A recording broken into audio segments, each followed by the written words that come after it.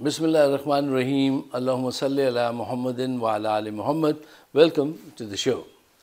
साहिबों, ताज़ा तरीन ख़बर जो अभी इस वक्त चल रही है वो तो ये है कि काजी फ़ाइज़ ईसा साहब की अदालत ने प्रैक्टिस एंड प्रोसीजर बिल जो है उस पर अपना फ़ैसला सुना दिया।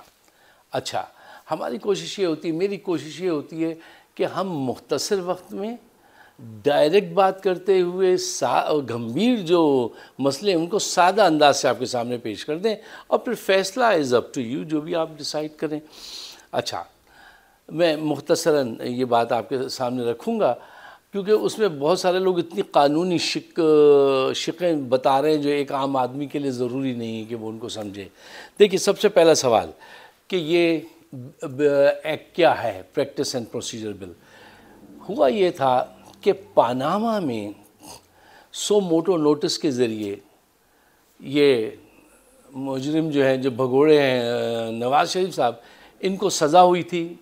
अच्छा, अब यहाँ पे ये तैयारी की गई थी, पार्लियामेंट के ज़रिए उनके भाई साहब ने, छोटे ने, ये कोशिश की थी कि ये एक बिल लाएं और उसमें जो है कि जो 184/3 का वो जो अवामी मफाद के सिलसिले में जो बिल है जिस पे कोई भी चीफ जस्टिस पाकिस्तान में सो मोटो नोटिस ले लेता था, वो अब नहीं ले सकेगा और उसके लिए ज़रूरी होगा कि वो 2 और जजेस को अपने साथ में लाए, अकेले नहीं ले सकता। आज से पहले वो लेता था। अच्छा, अब इनकी डायरेक्शन ये थी कि उसमें से जब 2 एक्स्ट्रा हम लगवा देंगे उसके साथ, तो फिर उसमें हम अपने बंदे इंसर्ट करेंगे, उनको माल लगाएंगे और उसके साथ भेजेंगे चीफ जस्टिस के साथ। अब इस तरह से करके हम एक कानून पास करवाएंगे जिसको पार्लियामेंट ने मंजूर कर दिया था। क्योंकि पार्लियामेंट कितनी सी थी आपको पता ही है कि प्रैक्टिस एंड प्रोसीजर बिल जो है वो पाकिस्तान की पार्लियामेंट, पाकिस्तान के सुप्रीम कोर्ट के कवानीन को भी बदल सकती है पार्लियामेंट। अच्छा, वो ये मुकदमा था आया। अच्छा, अब जब उस पर पूरा फुल कोर्ट बना, फुल कोर्ट ऐसे समझिए 15 जजेस हैं ना इस वक्त जो चीफ जस्टिस हैं, पूरे 15 आ गए।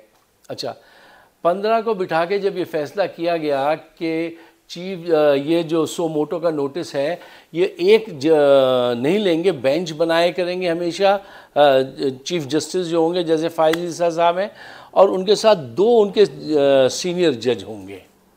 वही जो ट्रिक वो करना चाह रहे थे जर्नैल और ये शहबाज शरीफ।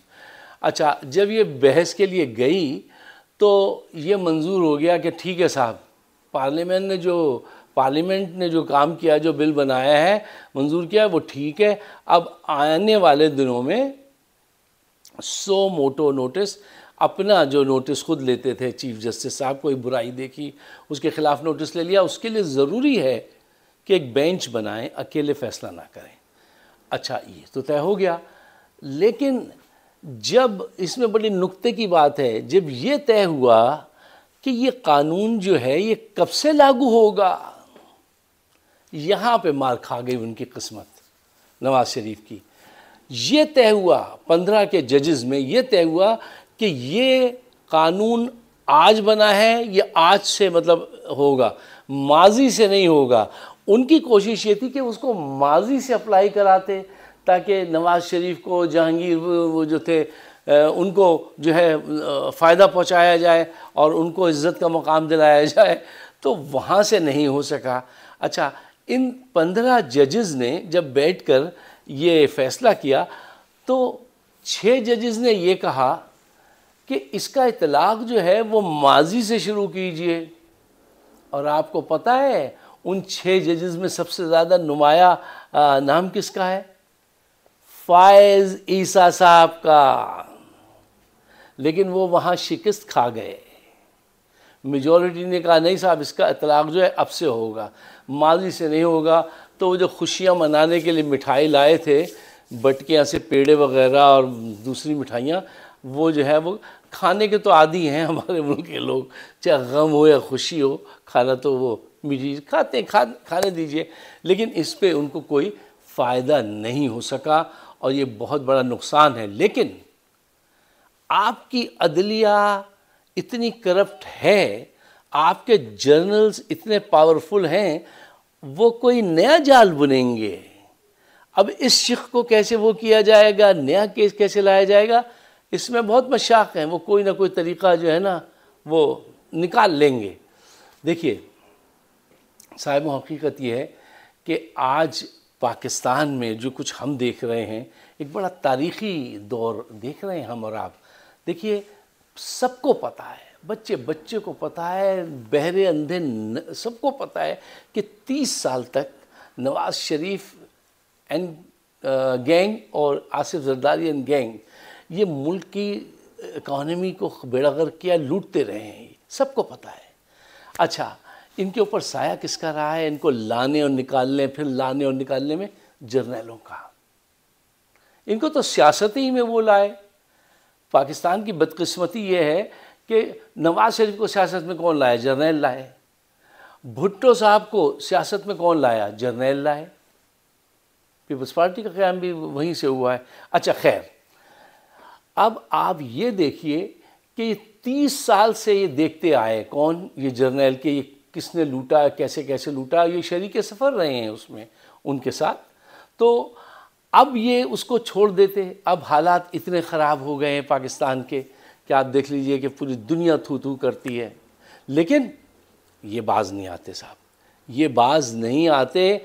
आज दोबारा उस शख्स को लाया जा रहा है कि जो 4 वीक का कह के 4 साल के लिए भाग गया, लंदन में बैठ के पाकिस्तान के दुश्मनों से डिनर करता रहा, हर कोशिश उसने अपनी कर ली। झूठ, कितना बड़ा झूठ बोला गया कि वो प्लेटलेट्स जो है वो गिरने लगे, क्या क्या ड्रामे, मतलब हम और आप सब देखते रहें और ये झूठ बोलते रहें, पाकिस्तान को नुकसान पहुंचाते रहें। हमें ऐसा नहीं करना चाहिए। इसलिए मैं जो भी बात होती है वो साफ सच्ची आपके सामने रखता हूँ कि पाकिस्तान को महफूज बनाने के लिए देखिए इस पैराडाइम, इस सोच को शिफ्ट करना पड़ेगा कि बस जो जी चाहे करते रहो, कोई पूछने वाला नहीं है। ओवरसीज़ पाकिस्तानी कम से कम इस बारे में बहुत संजीदा हैं, बहुत संजीदा हैं। वो सोचते हैं, आज लंदन में अगर ये बाहर निकलते हैं, लोग गालियाँ देते हैं, तो मुझे बड़ा फ़ख्र है उन लोगों पर। वो ये देखते हैं अपनी आंखों से कि ये लंदन के सबसे महंगे तरीन इलाके में रहते हुए, महंगे तरीन शॉपिंग उस प्लाजा में जाते हुए ये अय्याशियाँ कर रहे हैं और कौम जो है भूखी मर रही है, तो गालियाँ नहीं देंगे तो क्या फूल बरसाएंगे? Overseas Pakistanis we are very sincere with Pakistan. अपने मुंह से नहीं तारीफ़ करनी चाहिए, लेकिन सिंसियर लोग हैं। अच्छा, अब देखिए ये उस शख्स को ला रहे हैं। कौन ला रहा है? ये जर्नैल ला रहे हैं। कहाँ से ला रहे हैं? इंग्लैंड से वो चले गए जद्दा, जद्दा से वो जाएंगे दुबई। स्पेशल जहाज़ में 150 लोग उनके साथ होंगे। ये छानबीन की जाएगी कहीं कोई नवाज़ शरीफ चोर के नारे ना लगा दे, फिर वो तशरीफ़ लाएंगे। अच्छा, ग्राउंड पे क्या सूरत हाल है यार? इन हमारे जर्नैलों को कम से कम ये तो सोचना चाहिए, आप जिनका साथ दे रहे हैं उनकी हकीकत पता है आपको क्या है? उनकी हकीकत ये है कि उन्होंने एक जलसी की थी, फिर एक दूसरी बड़ी जलसी की, लोग उनके जलसे में जाके इमरान खान जिंदाबाद के नारे लगा रहे हैं और उन्होंने अपने सारे जलसे रोक दिए हैं। क्यों? लोग नहीं आ रहे। खाने खिला दिए, मोटरसाइकिल देने को तैयार, हर चीज़, लेकिन कौम उनसे दूर हो चुकी है। अब उन्होंने डर के मारे कि मज़ीद बेइज्जती ना हो, उन्होंने अपने वो जलसे भी बंद कर दिए। ये सब देख रहे हैं, लेकिन मैं जर्नल हूँ, ये जज है, ये दो कॉम्बिनेशन बड़े लीथल हैं। ये मिलकर जो है जो भी हो रहा है वो पाकिस्तान के साथ 70 साल से कर रहे हैं ये दोनों लोग, जर्नल और जजेस। फिर ये तो नीचे के लोग हैं ना, इनको तो आप एक मारें और कुछ पैसे दें मीडिया के लोग तो ये आपके साथ हो जाते हैं। इनसे वैसे इनको शर्मिंदा करना बड़ा ज़रूरी है। ये जीओ है, पीओ है और कौन कौन से हैं, इनको कहना चाहिए कि तुम इतने बेज़मीर थे कि तुम इस तरह बिके कि इमरान खान का नाम तक नहीं लोगे हैं। देखिए वो आदमी जिससे लोग दूर हो चुके हैं, उसको काबिल नफ़रत समझते हैं, उसको आज प्रोटेक्शन दी गई है, पाकिस्तान लाया जा रहा है। गुलाम वो इसहाक, वो क्या नाम है, इसहाक डार ने लिख के दिया था कि उसने ये इस तरह मनी लॉन्ड्रिंग की है और उसको बाहर से जो है वो तैयार भेज के लाया गया। उसने आके वो बेड़ा गर्क किया। अभी तक वो इंटरेस्टेड है बेड़ा गर्क करने में, क्योंकि बेड़ा गर्क करने के दौरान भी वो कुछ ना कुछ माल उड़ा लेते हैं। ये खेल हमारे सामने हो रहा है और हम खामोश रहें? नहीं, ऐसा नहीं होना चाहिए। हमें एहसास दिलाना चाहिए जजेस को भी, जर्नैलों को भी, सबको, कि देखो 70 साल से तुम इन लोगों को इस्तेमाल कर रहे हो और पाकिस्तान का हशर नशर हो गया है। और जो आने वाला वक्त है वो इतना ज़्यादा चैलेंजिंग है कि आप अगर वक्त नहीं होता यहाँ पे, अगर उसकी सच्ची तस्वीर पेंट कर दी जाए तो होश उड़ जाएंगे। लेकिन ये इतने मजबूत तबके हैं कि इन मुल्क टूट गया, इन पे कोई असर पड़ा? यार, मुल्क टूट जाना बहुत बड़ी बात थी। किसी जर्नल ने खुदकशी की, किसी लीडर ने खुदकशी की कि इतनी बड़ी नाकामी हो गई।